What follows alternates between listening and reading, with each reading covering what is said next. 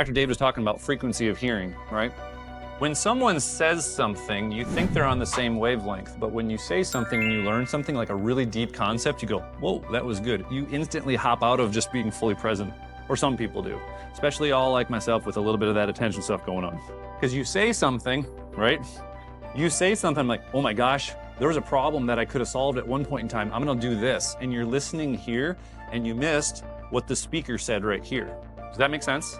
And so this is why repetition is key. Like someone said, when you read the Bible doesn't change, you change. But you read something and went, whoa, that's deep, and you kept going, and you're internally processing that. And that's when you go ahead and repetition again and again and again and again. Next time you hear here, and it fills in the gap, but you caught something right here, which was walk around.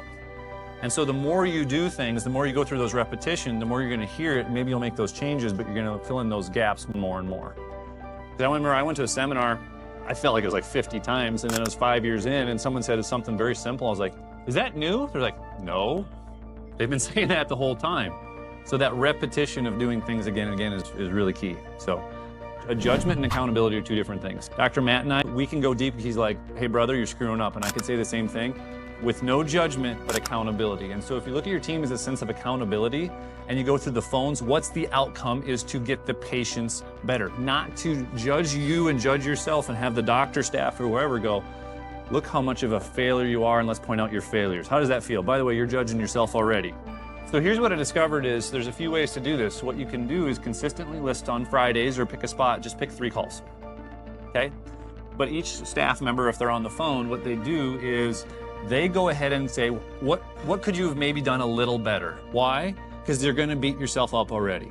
And if you wanna build team camaraderie, no one else on the team can say what they did wrong because somebody did something right.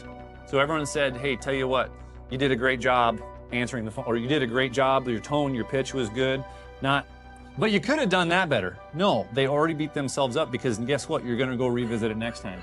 I think you did a great job on your pitch, your tone. You're gonna do better next time, I already know it. Cheer, build each other up.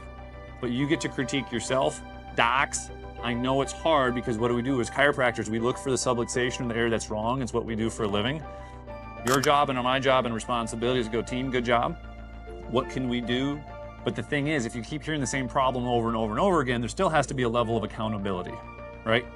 But we noticed we took that and our phones dialed and the calls, Danielle started tracking those again because it was an area of focus. Woof.